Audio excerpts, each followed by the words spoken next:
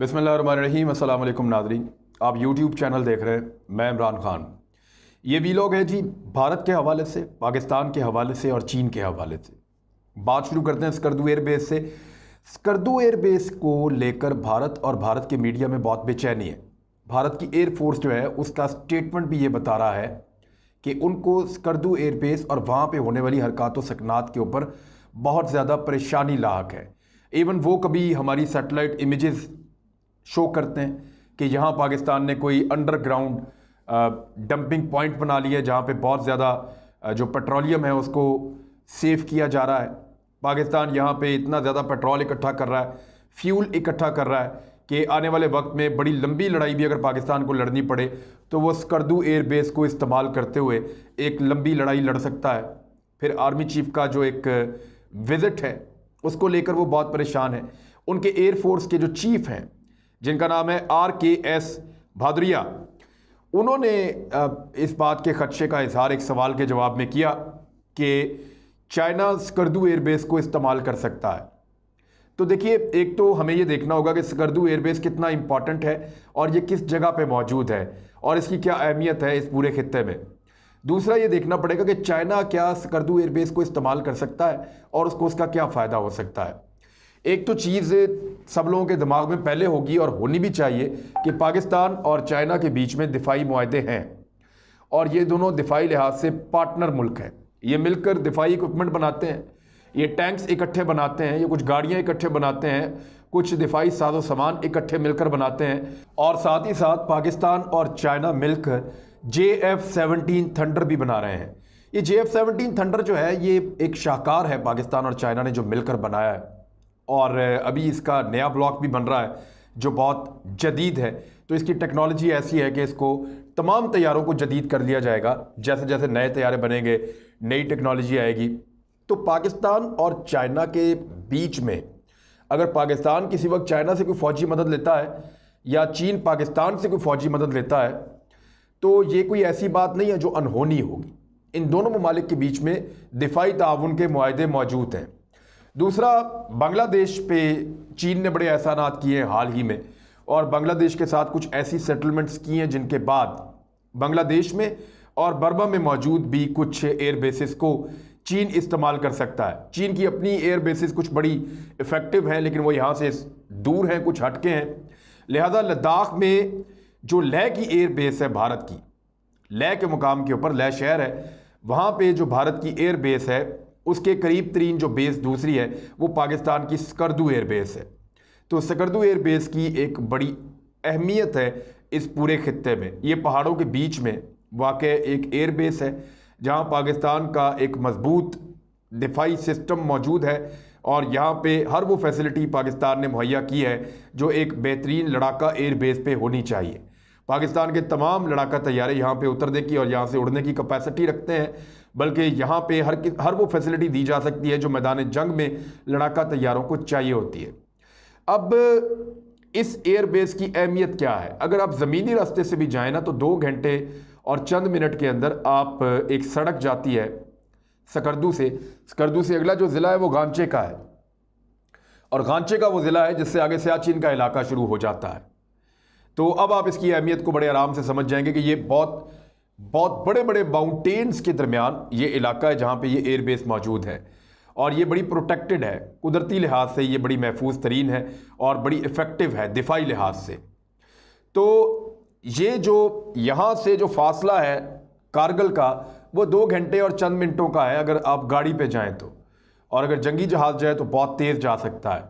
फिर उसके आगे जो सियाचिन है उसके लिए ये बहुत इफ़ेक्टिव है। एक तरफ सियाचिन है, इधर कारगिल है, ये दोनों के लिए बहुत इफ़ेक्टिव है। और तीसरा, अगर लेह शहर पे आपको एक अटैक करना है या लद्दाख तक आपको एक्सेस चाहिए तो ये एक बेहतरीन पॉइंट हो सकता है दिफाई लिहाज से भी और हमला करने के लिहाज से भी। और अगर चीन और पाकिस्तान मिलकर भारत को टैकल करते हैं, जो भारत जो है वो इस वक्त इस बात का शुबा है वहाँ पे और उनको इस बात का ख़तरा है कि चीन और पाकिस्तान एक पूरी दिफाई हिकमत अमली बना चुके हैं। वो मैं अभी आपको बताता हूँ कि क्या हिकमत अमली है और भारत के दिमाग में क्या चल रहा है।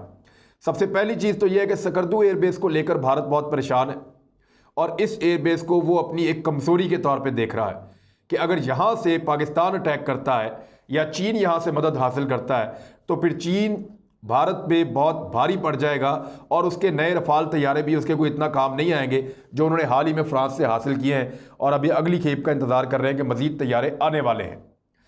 दूसरा मामला यह है कि लाइन ऑफ एक्चुअल कंट्रोल के ऊपर एक स्टैंड ऑफ तो चल रहा है भारत और चीन के दरमियान, लेकिन सेम टाइम में पाकिस्तान और चाइना ने मिलकर, अब ये भारतीय अखबार कह रहा है, ये जी न्यूज़ की खबर है जो मैं अभी आपको दिखा रहा हूँ कि एमिड India China border tension Pakistan setting up missile sites with help of PLA in Pakistan occupied Kashmir से सोर्सेज। वो कह रहे हैं कि आज़ाद कश्मीर में पाकिस्तान और पीएलए मिलकर पीपल लिबरेशन आर्मी जो उनकी है चाइना की, उसके साथ मिलकर पाकिस्तान मिसाइल साइट्स लगा रहा है और वो जो मिसाइल साइट्स हैं वो कश्मीर के अंदर भारत को बहुत नुकसान पहुंचा सकती हैं या भारतीय फौजियों को बहुत नुकसान पहुंचा सकती हैं। तो यहाँ पे एक बड़ा ज़बरदस्त बंदोबस्त पाकिस्तान और चीन मिलकर कर रहे हैं। आर्मी चीफ लगातार इन खत्ते का दौरा भी करते रहते हैं और इन एरियाज़ के अंदर अक्सर वो ट्रैवल करते हैं और यहाँ पे हमारी जो फोर्सेस मौजूद हैं, मैं खुद पिछला कुछ दिन पहले मैं नकियाल सेक्टर में गया था, दीगर कुछ सेक्टर्स का भी मैंने इससे पहले दौरा किया है, तो वहाँ पाकिस्तानी फ़ौज बहुत तगड़ी है, बहुत विजिलेंट है, लेकिन भारत ने बहुत भारी नफरी तैनात कर रखी है मकबूजा कश्मीर में और वहाँ पे उनकी जो तादाद है 9 लाख के करीब बताई जाती है। तो ये किसी भी मकबूजा इलाके में मौजूद फ़ौज की सबसे बड़ी तादाद है पूरी दुनिया में। अब आप आ जाए इस बात पे कि इंडिया का ये खदशा कि पाकिस्तान जो ये मिसाइल साइट्स लगा रहा है इसमें चीन पाकिस्तान को सपोर्ट कर रहा है।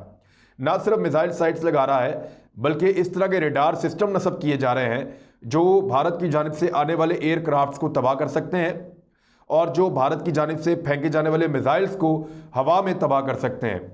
इससे पहले मैंने आपको एक चीज़ बताई थी कि 2019 के फरवरी में एक अटैक किया था भारत ने, जिसके जवाब में उनके 2 तैयारे मारे गए थे, एक पाकिस्तान में गिरा था और एक जो इंडियन ऑक्युपाइड कश्मीर है वहाँ पे गिरा था और अभिनंदन हमारे काबू भी आ गया था, बाद में चाय पिला के हमने उसको छोड़ दिया था।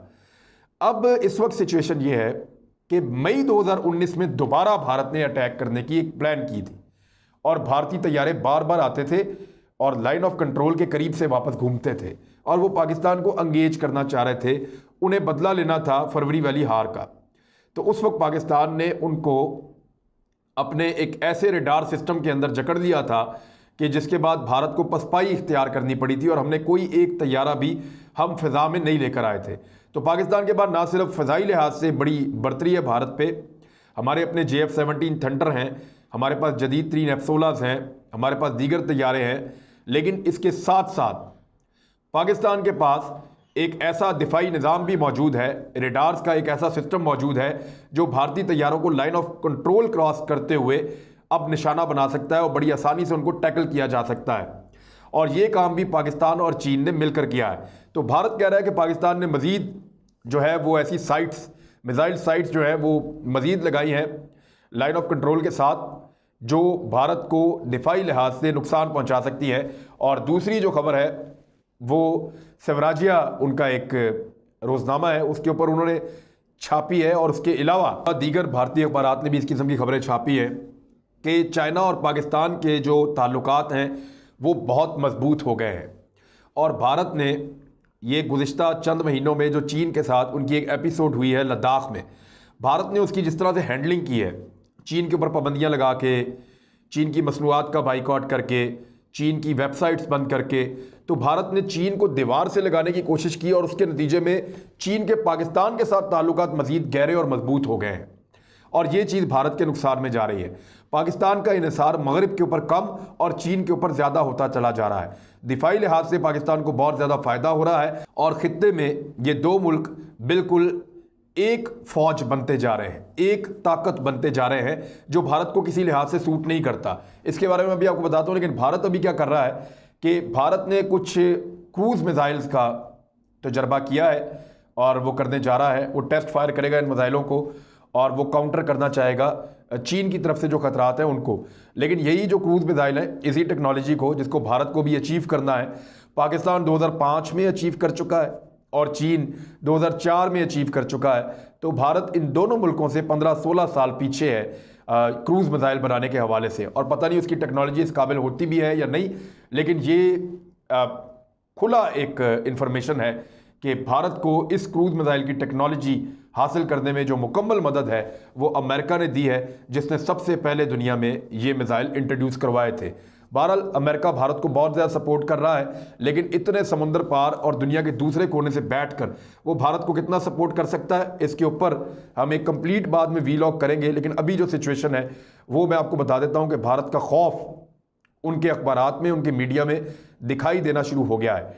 टाइम्स नाउ की कुछ तस्वीर मैं आपको दिखा रहा हूँ, timesnownews.com, उस पर आप चले जाएं तो यहाँ पे एक फौजी हैं कुछ खड़े हुए हैं, और वो कौमी तराना जो चीन का है वो लाइन ऑफ एक्चुअल कंट्रोल पे खड़े होकर उसको गा रहे हैं। अच्छा, इसमें जो खबर उन्होंने लिखी है वो ये लिखी है कि द बियर्ड मैन, कि दाढ़ी वाला आदमी, is Pakistan army helping China deal with India's mountain warfare forces eight line of actual control. वो ये कह रहे हैं कि ये जो दाढ़ी वाला आदमी है इसको देखिए, और फिर वो ये कह रहे हैं कि क्या पाकिस्तान चाइना की मदद कर रहा है इंडिया की माउंटेन वॉरफेयर फोर्सेस के खिलाफ लाइन ऑफ एक्चुअल कंट्रोल पे। तो इसके बाद इन्होंने लिखा है the facial features of the beard man is different from that of China's. China से जो है वो मुख्तलिफ है, इस चेहरे के जो नकूश है इस आदमी के चेहरे के, या जिस तरह का ये दिख रहा है दाढ़ी वाला फौजी, ये चाइनीज से मिलता जुलता नहीं है। China might be taking help from Pakistan in dealing with Indian mountain warfare forces who are more experienced compared to the people's liberation army. वो ये कह रहे हैं कि इंडिया की जो फोर्सेस हैं वो ज़्यादा तजर्बाकार हैं पहाड़ी इलाकों में लड़ने की चाइना की निस्बत, और वो चाइनी फ़ौजियों से बेहतर है। लिहाजा पाकिस्तान की मदद हासिल कर रहा है चीन, और पाकिस्तानी फ़ौजी जो है वो लद्दाख में मौजूद हैं जिन्होंने इंडियन फ़ौजियों को फेंटी लगाई है। और ये जो सामने आदमी नज़र आ रहा है दाढ़ी वाला, इसको देखकर उनको ये शक हो रहा है कि ये चीनी फौजी नहीं है, ये पाकिस्तानी फौजी है। अच्छा, उस पर ये कह रहे हैं, एक एनालिस्ट ने ये क्लेम किया है, one analyst claimed that the beard man can be SSG commando, कि ये जो दाढ़ी वाला आदमी है ये एसएसजी का कमांडो हो सकता है। ये खदशे का इजहार कर रहे हैं इंडियंस के असाब पे पाकिस्तानी फौज और पाकिस्तान के एसएसजी कमांडोज इतने सवार हैं कि उनको जो मार पड़ी है लद्दाख में, अब वो ये सोच रहे हैं कि हमारे जो 20 फौजी मार दिए हैं, मारे तो ज़्यादा लेकिन उन्होंने 20 सिर्फ एडमिट किए हैं, तो जो हमारे इतने सारे फौजी मार दिए हैं और ज़ख्मी किए हैं, ये काम चाइना नहीं कर सकता। अगर चाइना ये काम करता होता तो बहुत पहले कर गुजरता।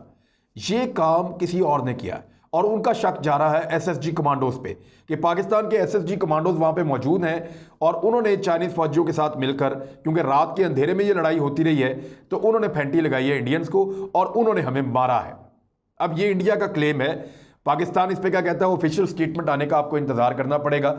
लेकिन ये आदमी को चेहरे से देख के इंडिया ये इल्ज़ाम लगा रहा है कि ये जो दाढ़ी वाला आदमी है ये एसएसजी का कमांडो है, और इसने जो है वो चाइना की मदद की है, और इस तरह के और कमांडोज भी मौजूद हैं। दूसरा भी बता रहे हैं कि इसका जो बॉडी स्ट्रक्चर है वो चाइनीज़ की तरह नहीं है, ये जिस्मानी तौर पे बड़ा और ज़्यादा मजबूत लग रहा है, लिहाजा ये बंदा चीनी फौज का हिस्सा नहीं हो सकता, ये इंडिया का कहना है। तो उनके आसाब पे किस हद तक पाकिस्तान का स्कर्दू एयरबेस, पाकिस्तान के JF-17 थंडर और पाकिस्तान के एसएसजी कमांडोज उनके आसाब पे सवार हैं। अब आ जाए स्ट्रेटजी की तरफ। देखिए, अज़रबैजान ने जब हमला किया आर्मीनिया के ऊपर तो पूरी दुनिया उसको रोक रही है, लेकिन वो रुक नहीं रहा, इसलिए कि ज़मीन पे कोई मदद नहीं कर पा रहा। जितने आर्मीनिया के दोस्त हैं वो दूर रहते हैं, फ्रांस, अमेरिका, यूरोप, इवन रूस ने भी अगर आर्मीनिया को कोई चीज़ देनी है तो ईरान के थ्रू देनी है। लिहाजा वो मुल्क डायरेक्टली इन्वॉल्वमेंट नहीं कर पा रहे काराबाग के इलाके में जहां पे आर्मीनिया को मार पड़ रही है।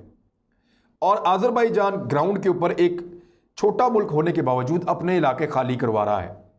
जब उसे कोई रोकता है तो वो कहता है अक़वाम मुत्तहिदा की करारदादें, जब उसे कोई रोकता है वो कहता है जी बैनुल-अक़वामी कवानीन क्या कहते हैं, जब उसे कोई रोकता है तो वो कहता है जी ये देखें ये करारदाद में ये लिखा था, आपने इंप्लीमेंट नहीं करवाया। अब वो ये कहते हैं कि 30 साल हो गया और कितना इंतजार कराना है हमें आपने, हम अपने इलाके खाली करवा रहे हैं। तो पाकिस्तान के पास ये मुकदमा मौजूद है कि 70 साल हो गए हैं और कश्मीरियों को हक़ खुद इरादियत नहीं मिला। 70 साल हो गए हैं, कश्मीरियों को उनका हक नहीं मिला। 70 साल हो गए, पूरी कौम को दबा के रखा हुआ है, एक इलाके पे कब्जा किया हुआ है। आपकी करारदादें मौजूद हैं। आपकी करारदादें जब कुछ नहीं कर पा रही तो फिर आप हमें क्यों रोकते हैं? तो पाकिस्तान के पास एग्जैक्टली वैसा ही एक जवाब मौजूद होगा।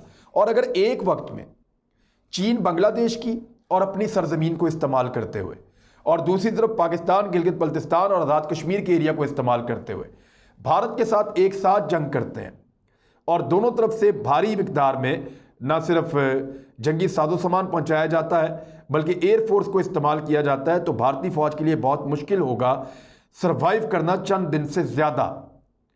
क्योंकि भारत को मदद कौन देगा इस खित्ते में? नेपाल देगा? वो भी नहीं देगा। भूटान देगा? वो भी नहीं देगा। बांग्लादेश देगा? वो भी नहीं देगा। रशिया देगा? वो भी नहीं देगा। रशिया तो आर्मीनिया को मदद नहीं दे रहा जिसका वो इत्तेहादी है, दे नहीं पा रहा, मार पड़ता हुआ देख रहा है। ईरान देगा मदद? कोई भी नहीं देगा। क्या अफगानिस्तान पाकिस्तान पे अटैक करेगा? नहीं करेगा। ईरान और अफगानिस्तान के साथ पाकिस्तान ने ऐसे ताल्लुकात बना दिए हैं कि अगर भारत से जंग होती है तो ये दो मुल्क पाकिस्तान की तरफ एक गोली भी नहीं चलाएंगे। हालात पाकिस्तान ने इस तरह के मवाफिक कर लिए हैं। चीन के साथ और कोई नहीं लड़ेगा जब वो भारत के साथ लड़ रहा होगा। मैक्सिमम साउथ चाइना सी के अंदर अमेरिका पंगा करेगा, लेकिन अमेरिका ने पिछले दिनों एक जलवा देख लिया है चाइना की जदीद तरीन टेक्नोलॉजी का, और वो अब इस मुसीबत में पड़े हुए हैं कि कैसे निकलना है। कोविड-19 का फ़ायदा उठाया है पूरी दुनिया में, जो कोरोना वायरस फैला उसका फ़ायदा उठाया अज़रबैजान ने, और मौका देख के उसने चौका मारा है और अपने इलाके आज़ाद करवा रहा है। इसकी दूसरी लहर आ रही है जिसको एक बहुत ख़तरनाक लहर कहा जा रहा है। बहुत मुमकिन है कि इससे चीन और पाकिस्तान फ़ायदा उठाएं और भारत को अब ये इलाके जिन पे उसने कब्ज़ा किया हुआ है वो छोड़ने पड़े या उनका एक बड़ा हिस्सा छोड़ना पड़े। अगर जंग होती है तो यही वो वक्त है जिस वक्त जंग हो सकती है। दोनों तरफ से तैयारियां की जा रही हैं। भारत ने बड़े पैमाने पर तैयारियां की है, लेकिन ग्राउंड पे उसका दूसरा कोई साथी मौजूद नहीं है। जबकि दूसरी जानिब पाकिस्तान और चीन दोनों इकट्ठे होकर ये जंग लड़ना चाहते हैं और लड़ भी सकते हैं। ये वो सारा सिनेरियो है जो मैंने आपके सामने रखा, और भारत को इसी का खौफ है कि अगर उसको टू फ्रंट वॉर लड़नी पड़ती है, क्योंकि देखें भारत ने अपना फैसला सुना दिया है। चीन को 200 के करीब मुल्क हैं दुनिया में, तो ऑस्ट्रेलिया ने, अमेरिका ने, जापान ने और इंडिया ने ये मिलकर इन्होंने मुज़ाकरात शुरू किए हैं और अब ये फैसला करने जा रहे हैं कि चीन को किस तरह दबाया जाए और उसकी मईशत को कमज़ोर किया जाए। तो 200 मुल्कों का फैसला है, 4 मुल्क नहीं कर सकते। दुनिया बहुत बड़ी है, तो चीन अगर इनकी मंडियां या इनकी मार्केटें खो भी देता है, बराह रास्त इन तक एक्सेस नहीं भी रहती, तो तब भी चीन एक बहुत बड़ी ताकत है। चीन ये चाहेगा कि ये वाला मामला जो है वो जितनी जल्दी निमट जाए उतना अच्छा है। लद्दाख का मामला, कश्मीर का मामला और इस पूरे रीजन के अंदर अमन का मामला, क्योंकि इस वक्त दुनिया में अगर कोई न्यूक्लियर फ्लैश पॉइंट वाहिद बचा है तो वो ये है। और दूसरी बात यह है कि ना एटम बम चीन चलाएगा, ना भारत चलाएगा और ना पाकिस्तान को चलाना पड़ेगा। उसकी वजह यह है कि ये सब जानते हैं कि अगर एटम बम चलेगा तो सब कुछ ही खत्म हो जाएगा, और कश्मीर की इतनी बड़ी कीमत, लद्दाख की इतनी बड़ी कीमत ना भारत चुकाना चाहेगा, ना पाकिस्तान और ना चीन। अब तक के लिए इतना ही। अपना ख्याल रखिएगा, हमारे चैनल का भी। अल्लाह हाफिज़।